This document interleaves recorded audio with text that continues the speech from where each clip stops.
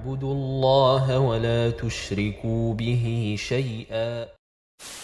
Les conditions de Muhammad et son message. Quelles sont les conditions de Muhammad yani, et il a cité Cheikh Hafidahullah 6 conditions. Il a cité 6 conditions. Maintenant donc, on va revenir à quoi c'était les conditions, Inch'Allah Ta'ala, de Ashhadu anna Muhammadan abduhu wa rasuluhu. Ashhadu anna Muhammadan abduhu wa rasuluhu. La première condition. Donc, il y a 6 conditions, bi'idhnillah azza wa jalla. La première, reconnaître sa mission et y croire au plus profond de son cœur. Reconnaître sa mission et y croire au plus profond de son cœur. Le Cheikh Hafidahullah n'a pas expliqué c'était quoi reconnaître sa mission.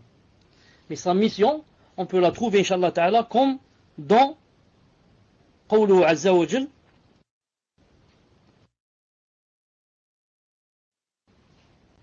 قل يا أيها الناس إني رسول الله إليكم جميعا. الأعراف 158.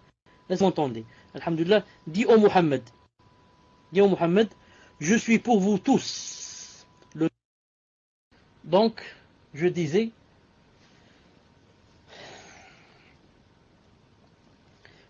reconnaître sa mission et croire au plus profond de son cœur. On avait dit que sa mission c'était, comme a dit Allah subhanahu wa ta'ala, قُلْ يَا أَيُّهَا النَّاسِ إِنِّي رَسُولُ اللَّهِ إِلَيْكُمْ جَمِيعًا. Dis aux gens, aux hommes, je suis pour vous tous le messager d'Allah. C'est la mission du prophète sallallahu alayhi wa sallam pour faire connaître aux gens qui est leur Seigneur pour qu'ils l'adorent.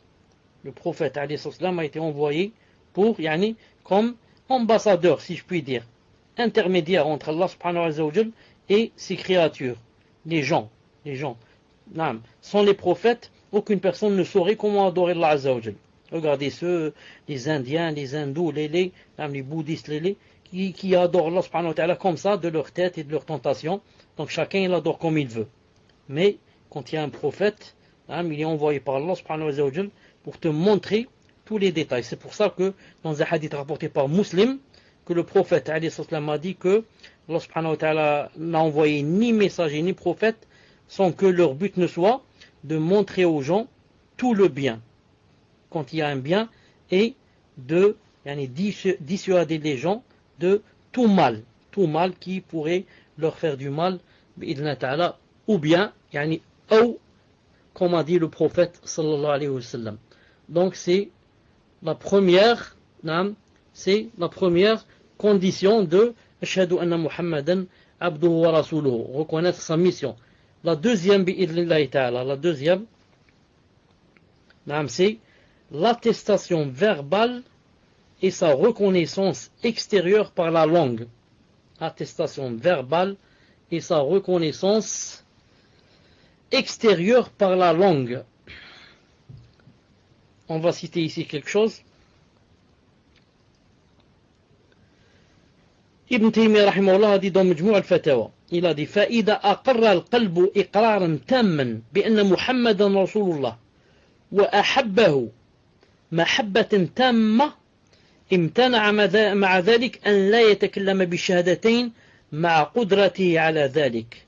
لكن إن كان عاجزا لخرس ونحوه أو لخوف ونحوه لم يكن قادرا على النطق بهما. المجموع توم 10 page 272 bi'idhnillahi subhanahu wa ta'ala.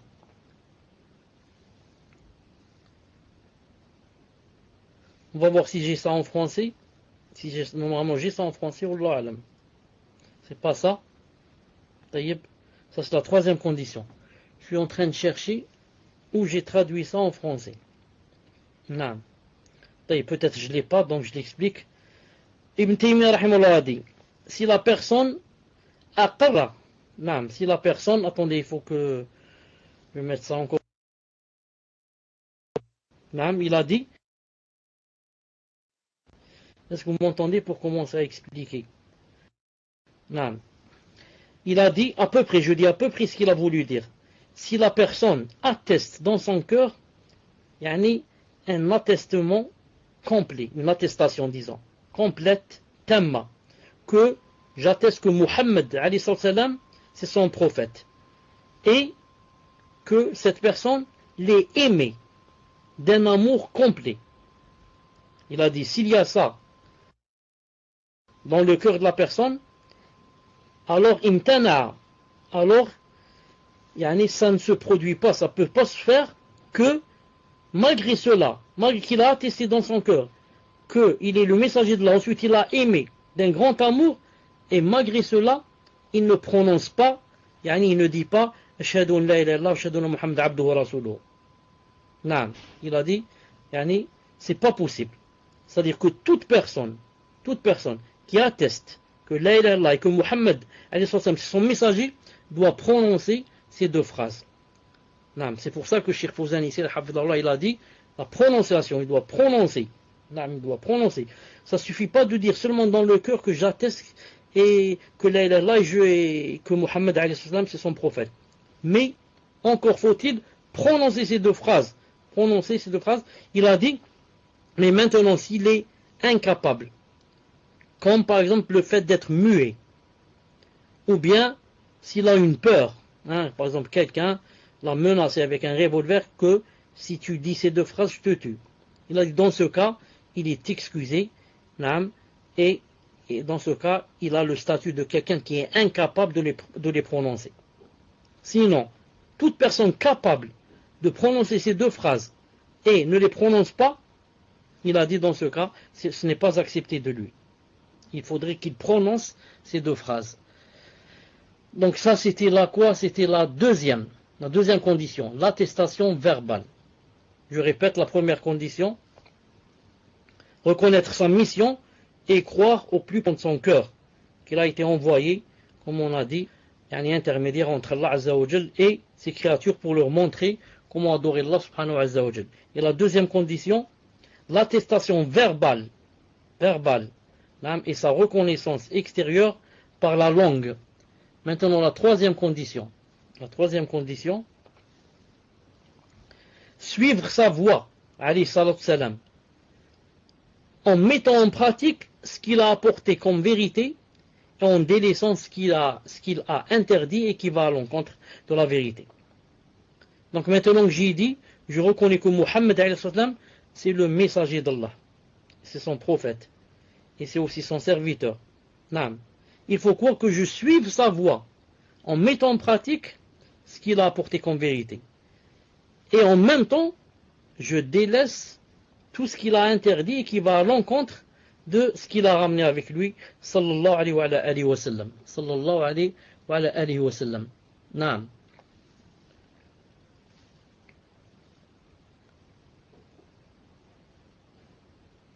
Ibn Taymiyyah rahimahullah a dit dans Majmou' al-Fatawa 10, page 271, il a dit فإذا كان عالما بأن محمد رسول الله ولم يقترن بذلك حبه وتعظيمه بل كان يبغض ويحسده ويستكبر عن اتباعه فإن هذا ليس بمؤمن بل كافر به c'est-à-dire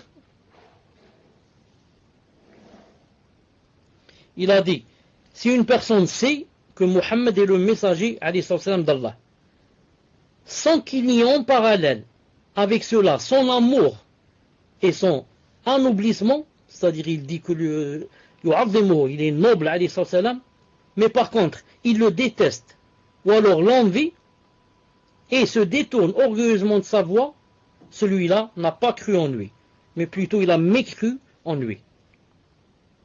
Je répète, il faudrait qu'avec la prononciation, que l'attestation dans le cœur que Muhammad c'est son messager et l'attestation verbale avec ma langue qu'il est Rasulullah, je dois aussi quoi? Suivre sa voie. Suivre sa voie. Si par contre, je ne l'aime pas, ou je le déteste, ou je le hasad, et je me détourne de sa sunnah, et de ce qu'il a ramené, celui-là n'a pas cru en lui. Mais plutôt il a mécru en lui. Donc ça ne sert à rien de dire seulement la phrase sans suivre, sans faire des efforts pour suivre ce qu'il a ramené et se détourner de ce qu'il a interdit. Quatrième condition, croire en ce qu'il a annoncé comme information, il manque le A, information, relevant de l'invisible, passé ou futur. Naam. Une seconde, je corrige Hadi, une seconde. Une seconde, j'aime corriger les choses. Une seconde. Taïeb. Information, il manque le A.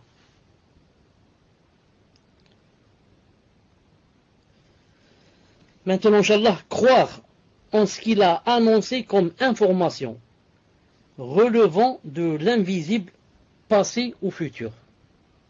Ça. Maintenant, si j'atteste que Mohammed c'est son messager, mais je ne crois pas, quand il a annoncé des choses, je ne crois pas en information ou bien en certaines informations qui relèvent de l'invisible, qu'elles aient rapport avec le passé ou bien le futur ou bien le présent. Dans ce cas, ça ne me sert à rien de quoi? De dire que j'atteste que Mohammed est son messager. Que j'atteste que Mohammed est son messager. Donc les informations, ça se divise, que rapporte le prophète, ça se divise en trois. Il y a celles qui ont rapport avec le passé, et il y a celles du futur et du présent aussi, et il y a des informations comme ça générales. On va prendre par exemple quelques informations qui ont rapport avec le passé. Par exemple, lorsque le prophète sallallahu alayhi wa sallam, les récits qu'il a racontés des enfants de Benu Israël et des messagers avant lui, ce qui leur est arrivé, ce qui est arrivé à Sulayman, à Daoud, à ceci, à cela. Quand le prophète m'a parlé des trois, par exemple, qui sont rentrés dans la grotte, vous connaissez tous l'histoire des trois. La nuit est tombée, ils sont rentrés dans la grotte. Ensuite, un rocher a bouché la grotte. Ils ont fait des doigts. Vous connaissez le hadith. Quand le prophète, par exemple, a dit dans un hadith authentique que un homme a pris comme monture une vache. Et la vache a dit, on n'a pas été créé pour ça, mais on a été créé pour le labour, apporté par Bukhari. Donc toi, tu dois croire en cette information. Tu ne vas pas dire comment une vache a parlé. C'est pas possible. Moi, j'ai jamais entendu une vache parler. Naam. Tu dois croire, car tu as dit, j'atteste qu'il est le messager d'Allah, Azza wa Jal. Quand il a rapporté dans un hadith authentique qu'une fois qu'elle a parlé, le chacal a volé, disons, une brebis ou un mouton, comment il s'appelle, au berger, et le berger a couru derrière lui et lui a pris le petit mouton.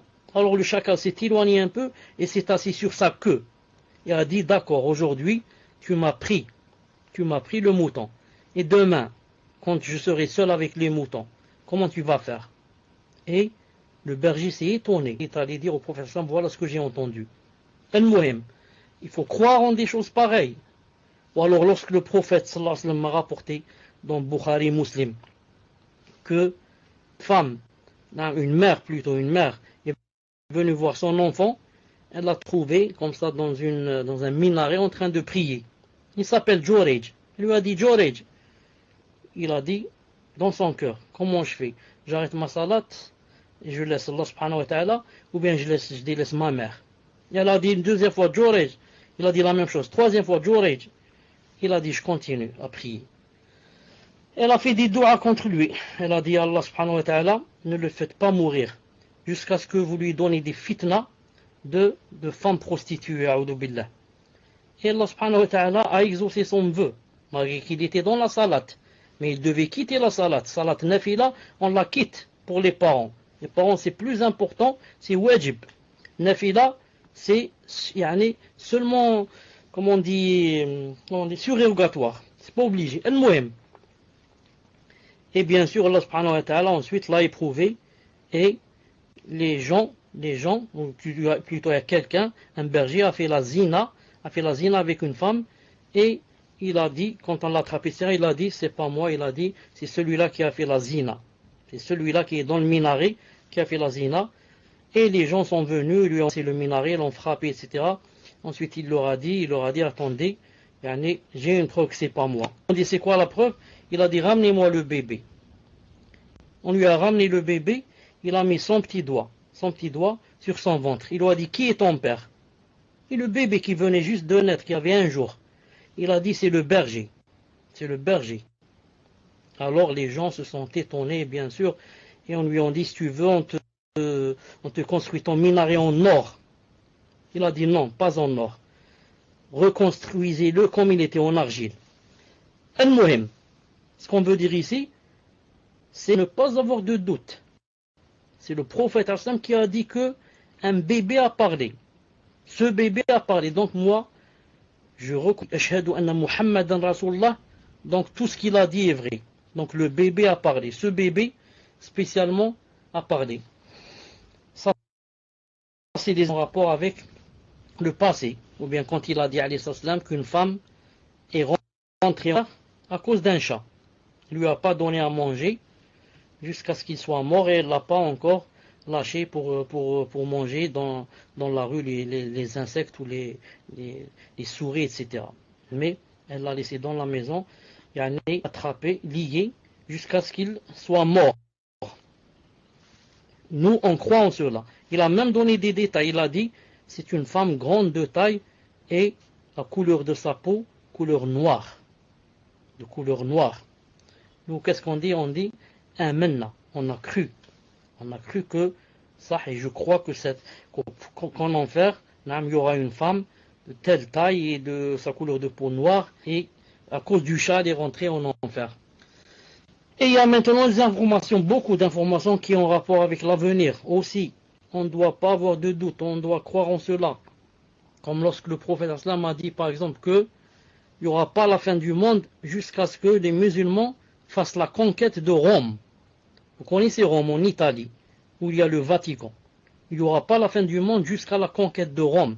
Quand on dit conquête, ça veut dire bien sûr conquête et victoire.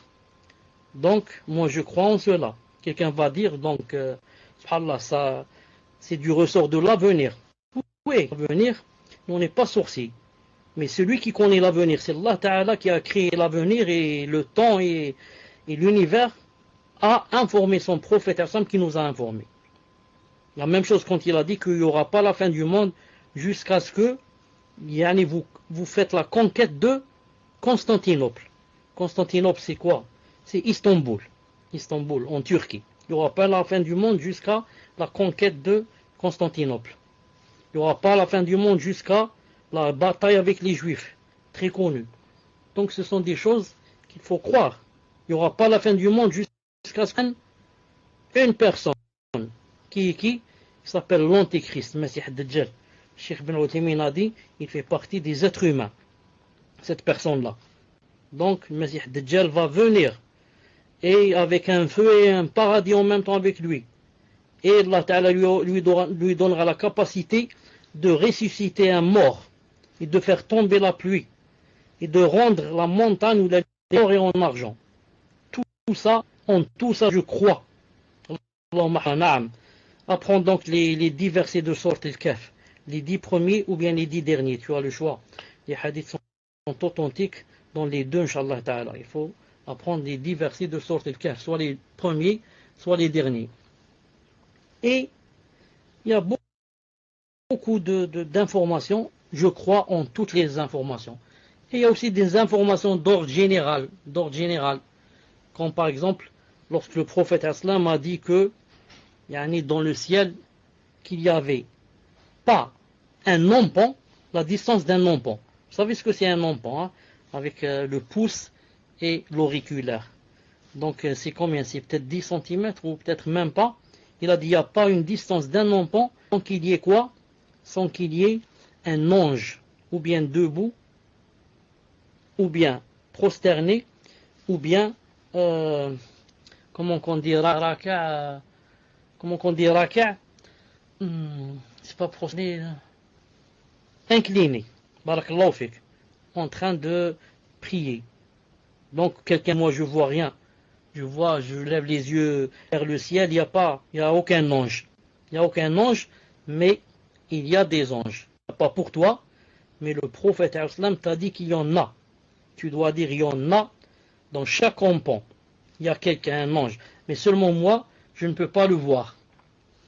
Et quand le prophète Islam te dit que chaque dernier tiers de la nuit, Allah Ta'ala descend au ciel de cette dunya. Naam.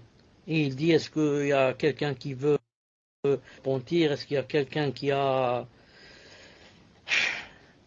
un nom pour avec un à la fin. Est-ce qu'il y a quelqu'un qui veut, par exemple, il a une invocation à faire, je lui réponds, je lui exauce, c'est comme ça. Tu ne vas pas dire, moi, plusieurs fois, je me lève le dernier tiers de la nuit, je regarde dans le ciel, il n'y a personne.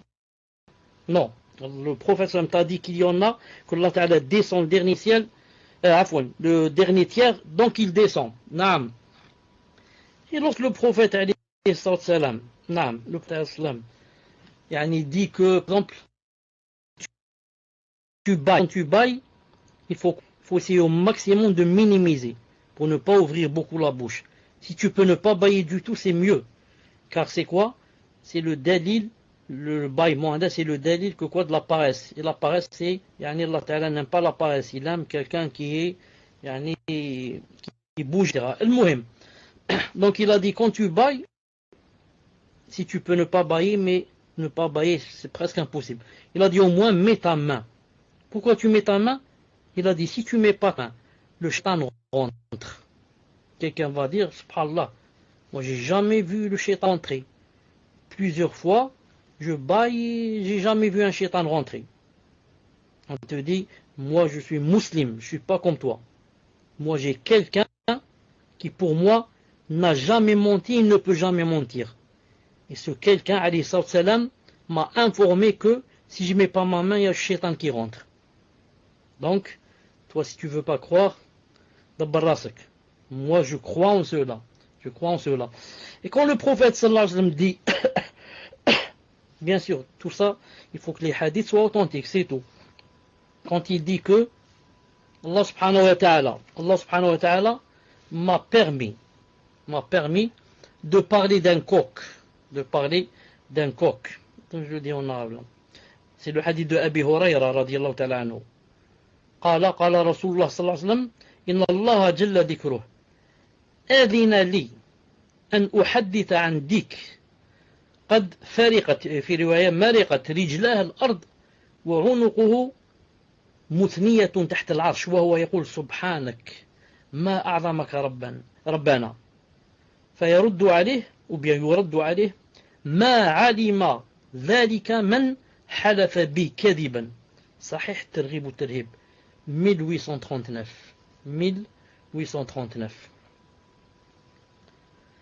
Allah Azza wa Jal, exalté soit-il, m'a permis de parler d'un coq dont les pieds ont traversé la terre et dont le cou est plié sous le trône, en train de dire gloire et majesté à toi, notre Seigneur. Allah Ta'ala lui répond, n'a pas su cela, quiconque jure par moi en mentant. Sahih.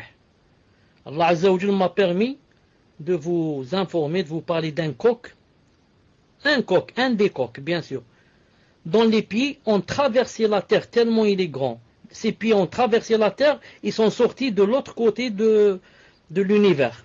La terre c'est une boule. Ça, imaginez un ballon, tu fais rentrer un grand clou. De ce côté, il va sortir de l'autre côté, d'en bas. La même chose. Ce coq, ses pieds ont traversé la terre et sont sortis de l'autre côté. Tellement, il est immense, et du côté vers le ciel, il est tellement grand que son cou a traversé le premier ciel, le deuxième ciel, le troisième, le quatrième, le cinquième, le sixième, le septième. Ensuite, a traversé une mer qu'il faut 500 ans pour traverser. Ensuite, qu'est-ce qu'il y a? Il y a le trône. Il ne peut pas aller plus haut que le trône, car au-dessus du trône, il y a Allah Azza wa Jal. Donc, qu'est-ce qu'il a fait? Il a été obligé de plier son cou. Sinon, il aurait dépassé le trône et monté encore. Mais c'est interdit là. Alors, il a plié son cou et son cou est sous son trône. En train de dire quoi? Majesté, gloire et majesté à toi, notre Seigneur. Allah Ta'ala lui répond, n'a pas su cela, n'a pas su ma gloire, ma majesté. Naam. Celui qui jure par moi, il dit Wallah, et en même temps il est en train de mentir. Toute personne qui jure par Allah Azza wa Jal en mentant n'a pas connu la gloire et la majesté d'Allah Azza wa Jal. Comme a dit Allah Ta'ala, c'est-à-dire que seul un jahil jure par Allah en mentant. Car c'est pas possible que quelqu'un connaisse Allah et quoi? et jure par lui, alors qu'il est en train de mentir. C'est pas vrai. Ne fait cela que celui qui n'a pas connu Allah et ne connaît pas quelle est, comme on dit nous, sa magnificence. Il ne connaît pas. Alors il jure comme ça, du matin au soir, il est en train de jurer par là, en train de mentir. Naam. Subhanallah al-Azim. Ça c'était quoi? C'était, je crois, c'était naturellement.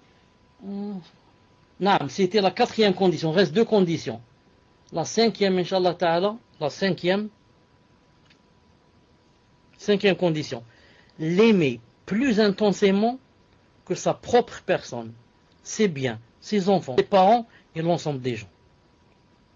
Si tu attestes que Mohammed c'est le messager d'Allah, il faut alors l'aimer plus que toi-même. Tu l'aimes plus que toi-même, plus que tes biens, plus que tes enfants, plus que tes parents, plus que l'ensemble des gens réunis, tous. Aucune personne, tu ne dois l'aimer, je ne dis pas plus que le prophète, mais aucune personne, tu ne dois l'aimer autant que le prophète. Si c'est plus, si tu l'aimes plus que le prophète, c'est grave. C'est grave, tu n'as pas dit vraiment Muhammad Rasulullah. Non, tu l'as pas dit. Tu l'as dit seulement ta langue. Ah. Si seulement tu l'aimes au même niveau que le prophète Aslam, tu as annulé ton Ashhadu anna Muhammadan Rasulullah. Donc tu dois l'aimer plus que tous ceux-là qui ont été cités. C'est pour ça qu'une fois Omar al-Khattab radiyallahu ta'ala anhu, quand il a entendu ce hadith, il a dit à Rasulullah, moi je t'aime plus que mes biens, mes enfants, mes parents et l'ensemble des gens. Sauf moi. Je ne peux pas t'aimer comme je m'aime moi, comme j'aime mon nafs. Alors le prophète lui a dit, pas encore, ya Omar, pas encore. Jusqu'à ce que tu m'aimes plus que tu t'aimes toi-même. Ensuite Omar a dit, ya Rasulullah, je t'aime puisque je m'aime moi-même. Le prophète lui a dit, maintenant ya Omar, maintenant.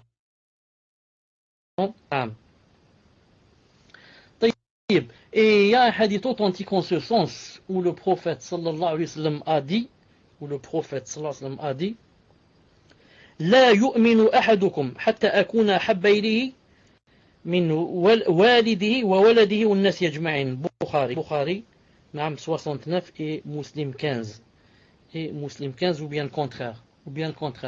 Je ne sais pas si c'est où j'ai écrit ça en français. Non. J'ai pas trouvé ici le hadith ou si je l'ai écrit en français. Les 5. Non. Attendez, on va ici. On va ici, bon, c'est pas ça. C'est pas ça. C'est pas ça. Les 5, c'est pas ça. Taïb. Donc j'ai dû l'oublier. Il y a des gens qui, par exemple, il y a des gens qui aiment une personne plus que le prophète sallallahu alayhi wa sallam. Et quand tu lui dis le prophète m'a dit ceci ou cela, il te dit X. Il te cite par exemple un grand savant. Je ne sais pas, il te dit Einstein ou je ne sais pas qui. Il croit que le prophète sallallahu alayhi wa sallam, miskin, c'est le bédouin, avec je sais pas, des souliers déchirés, un camis déchiré. Il dit miskin, celui-là, qu'est-ce qu'il connaît? Il oublie quoi? Il oublie une chose très importante, c'est la plus importante. Qu'est-ce qu'il oublie? Que celui-là que tu méprises, celui-là, c'est un envoyé de Allah subhanahu wa ta'ala. Celui-là, s'il était venu de lui-même, on ne l'aurait pas suivi. Mais il a été envoyé par Allah subhanahu wa ta'ala. Alors toi, Einstein et je ne sais pas qui étaient grands savants, combien qu'ils ont étudié, et il y a mille et une choses qu'ils ne connaissent pas. Le prophète sallallahu alayhi wa sallam, quand il dit le 4e mois, Allah subhanahu wa ta'ala envoie un ange dans l'utérus de la femme pour écrire 4 choses. Il écrit son rizq, il écrit garçon ou bien fille, il écrit ajalahu, c'est-à-dire quand المهم, je disais le prophète sallallahu alayhi wa sallam, naam, comment qu'il a su exactement que c'est le 4e mois, naam, que Allah subhanahu wa ta'ala insuffle l'âme. Ça c'est un exemple, c'est tout. Est-ce que tous les professeurs de médecine réunis, est-ce qu'ils auraient pu savoir cette chose, naam, ou est-ce qu'ils l'ont su autant dans les années passées, naam.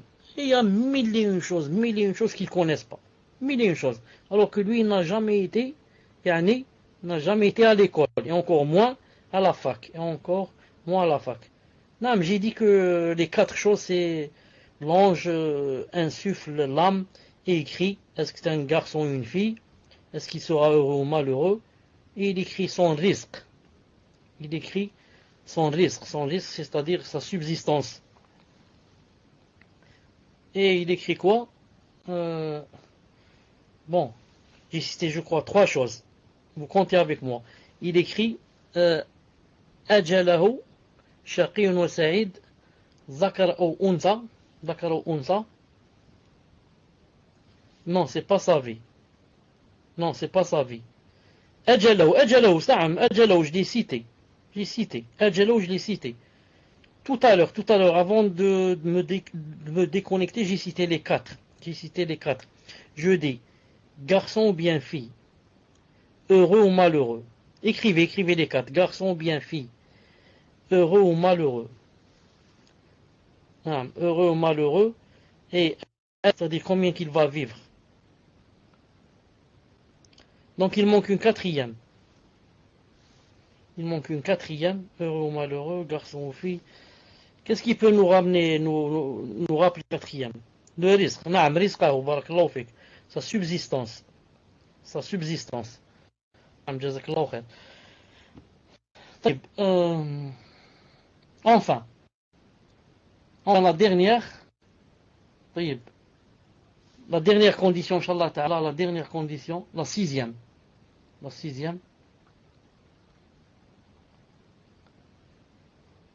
Une seconde, la 6e, pour la ramener, il faut aller dans une autre page, une seconde.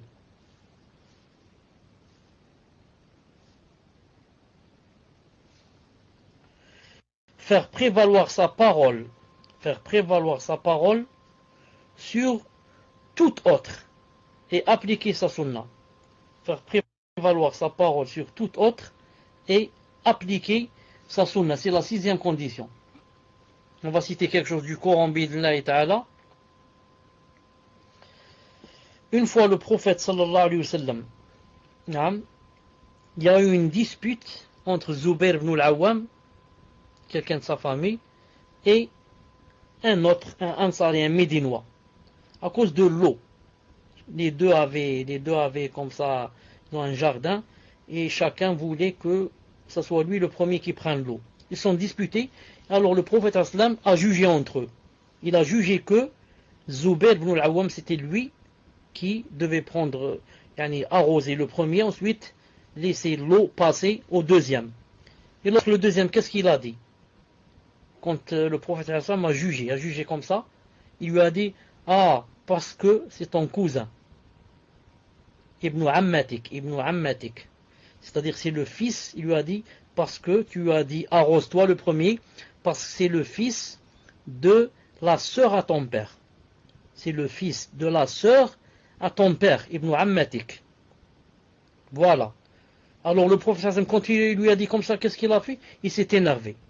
Et il a dit au fils de la sœur de son père, il lui a dit, arrose donc toi, et ensuite, ne lui donne pas l'eau.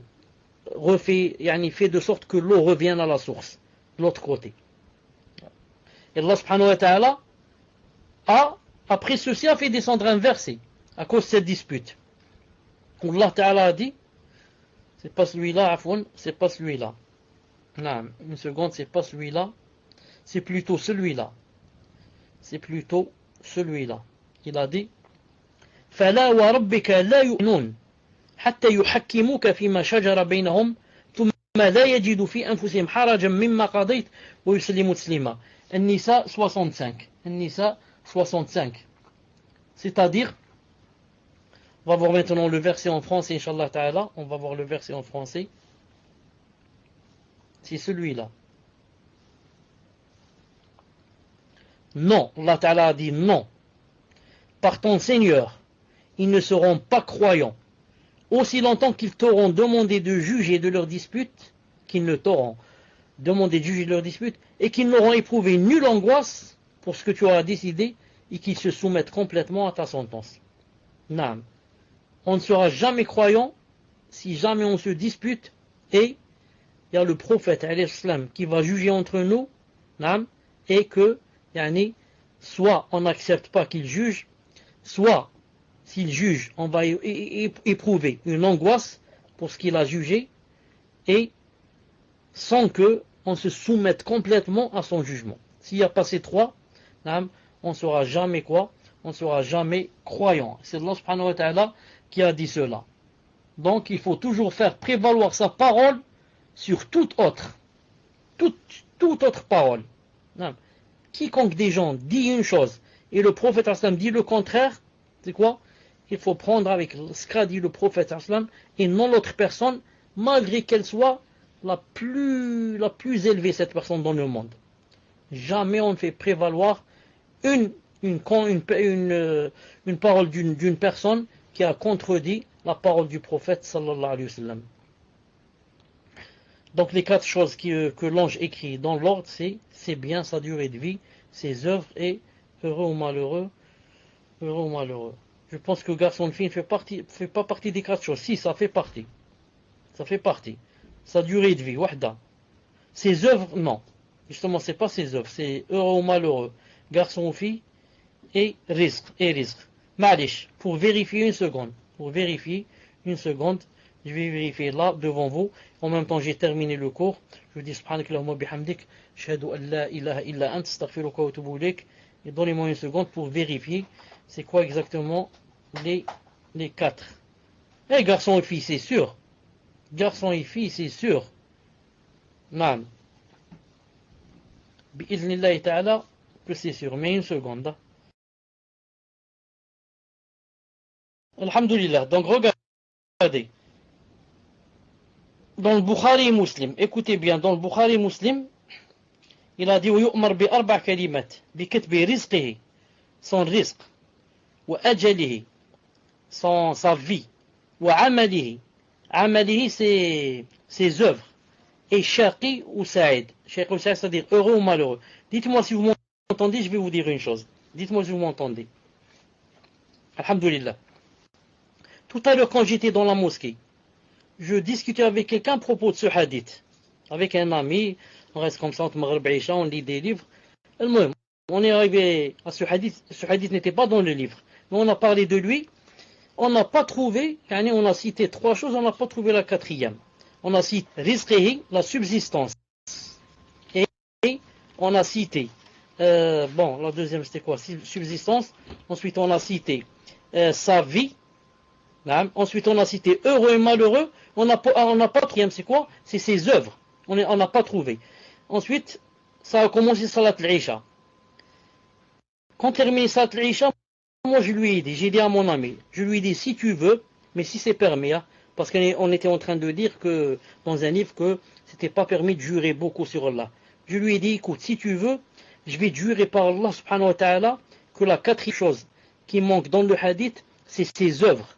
Il m'a dit non, c'est pas la peine de jurer. Il m'a dit, moi, c'est-à-dire lui il raconte, il m'a dit, moi, dès que j'ai dit Allahu Akbar, j'ai su c'était quoi la chose. Je lui ai dit c'est quoi?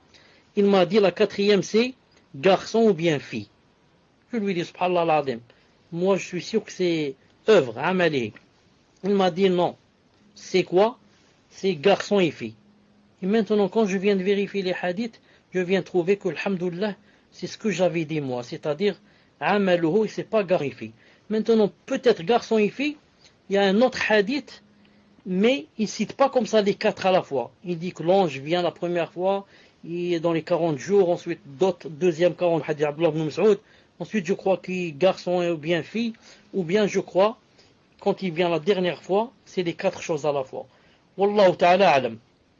Mais ce que je suis sûr, c'est que mon ami que je vais rencontrer, Sabah inshallah salat al-fajr, si Allah subhanahu wa ta'ala rallonge dans notre vie, il va être étonné quand je lui ai dit que ce n'est pas garçon et fille, mais c'est plutôt œuvre, c'est plutôt œuvre. Wallah subhanahu wa ta'ala alam. Et j'ai comme ça, comme dans la tête, qu'il y a un garçon et fille, mais on doit, Inch'Allah ta'ala, chercher l'autre version, bi'idhnillahi ta'ala. طيب, je vous ta'ala, 10 minutes ou un quart d'heure pour, Inch'Allah ta'ala, les questions. Dans un hadith, le prophète m'a dit, Dieu, c'est un ange qui a commandé différentes forces de développement. Puis il demande, c'est un garçon ou une fille. Soit-il malheureux, garçon gagne-pain. Voilà, ça c'est une autre version, ça. C'est une autre version.